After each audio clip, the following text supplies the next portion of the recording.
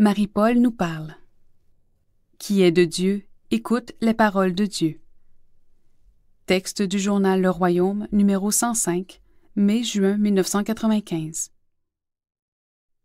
Devant l'accélération des événements tragiques à travers le monde, tant sur le plan humain que sur le plan spirituel, un père des missions étrangères attira notre attention en nous faisant parvenir un jour ces paroles de Joseph de Maistre.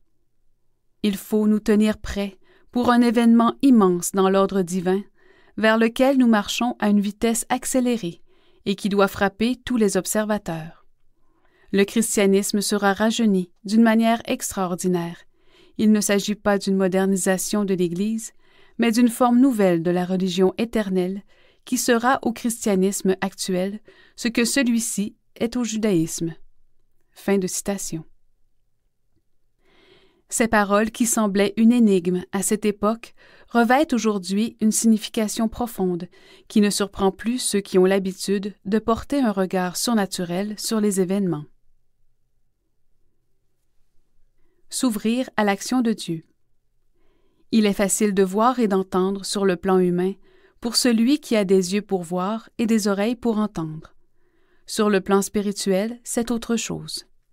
Il y a 2000 ans, Marie, l'humble fille de Nazareth, ouvrait la voie à l'action de Dieu en vue de l'accomplissement de son plan d'amour.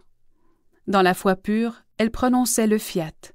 « Je suis la servante du Seigneur, qu'il me soit fait selon ta parole. » Et le Christ Sauveur disait à ses apôtres, « Ma nourriture est de faire la volonté de celui qui m'a envoyé et d'accomplir son œuvre. » La collaboration mutuelle de Dieu et des hommes dans l'œuvre de notre délivrance est exprimée en détail dans l'Évangile.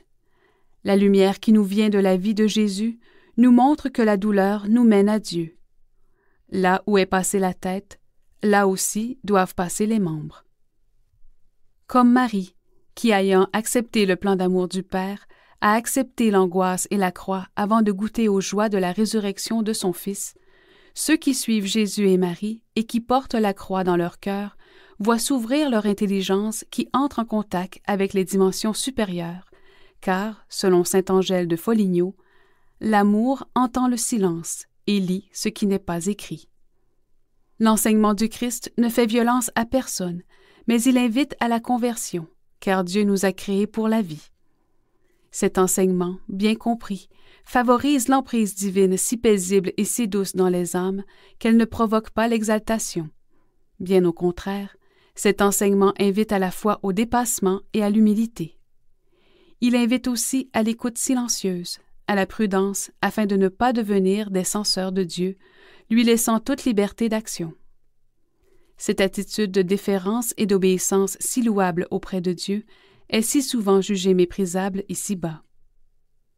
Nous devons faire nôtres ces paroles entendues un jour. Dieu ne punit pas, il se laisse crucifier.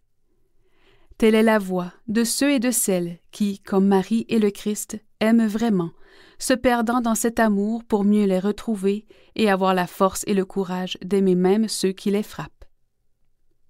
Le Christ nous a tous tellement aimés qu'il était prêt à accepter une rude passion pour nous sauver.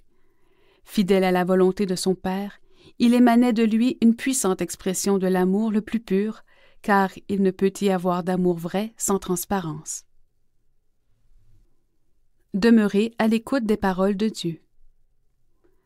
Nous sommes à l'écoute des paroles de Dieu exprimées dans la Bible, spécialement dans l'Évangile, et nous sommes aussi à l'écoute des paroles prononcées pour notre temps par sa mère attentive et aimante, afin de nous aider à traverser cette fin de siècle périlleuse et bouleversée qui lui a été particulièrement confiée. Il y a 40 ans, Marie, sous le vocable de la Dame de tous les peuples, nous invitait avec insistance à rectifier notre conduite dans un retour vers Dieu. S'adressant à sa messagère d'Amsterdam, le 31 mai 1955, elle précise dans le 51e message « Voici que de grands événements sont proches. Le monde est en corruption. Peuple, recourez au miracle de chaque jour que vous a laissé le Seigneur Jésus-Christ.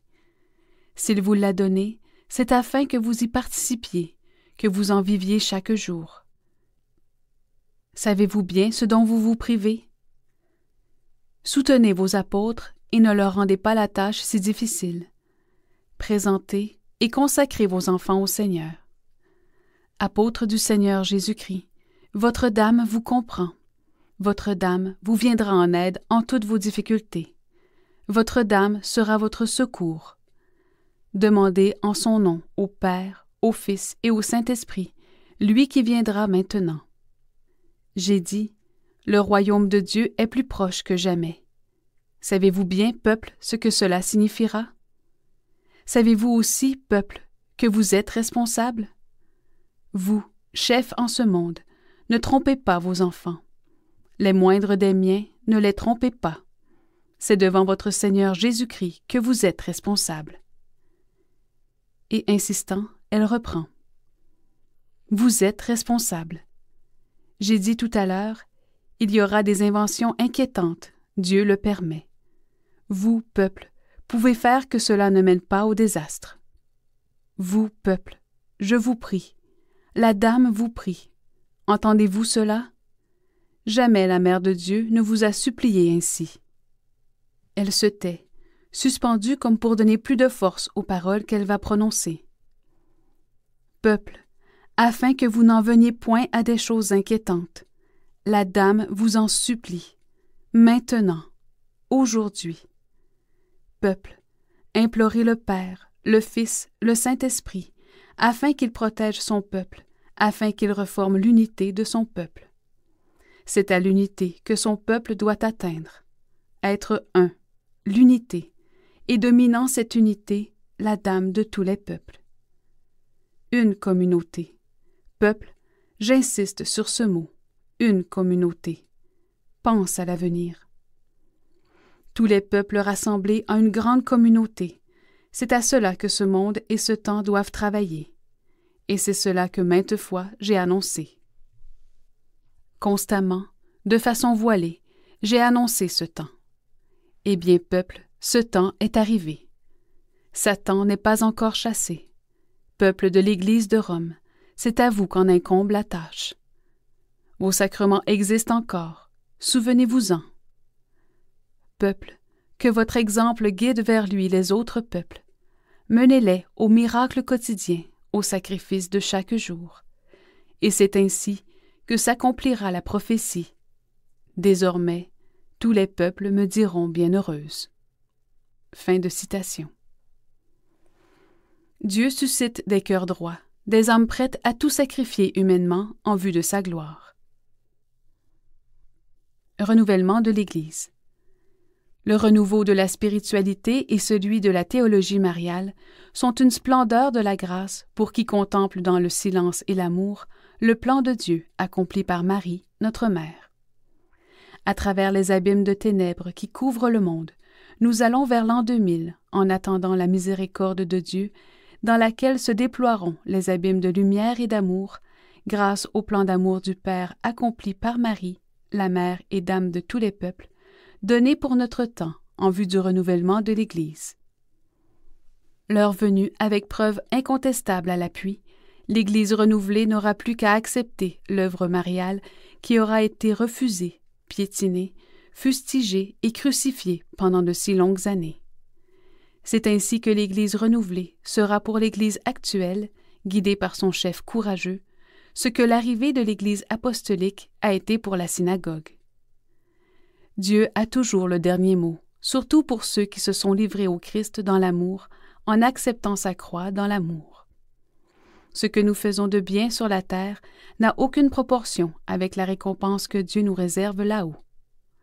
Plus les âmes seront abaissées sur la terre, plus elles seront exaltées dans le ciel qui leur est réservé, car chaque douleur bien acceptée a un langage d'éternité.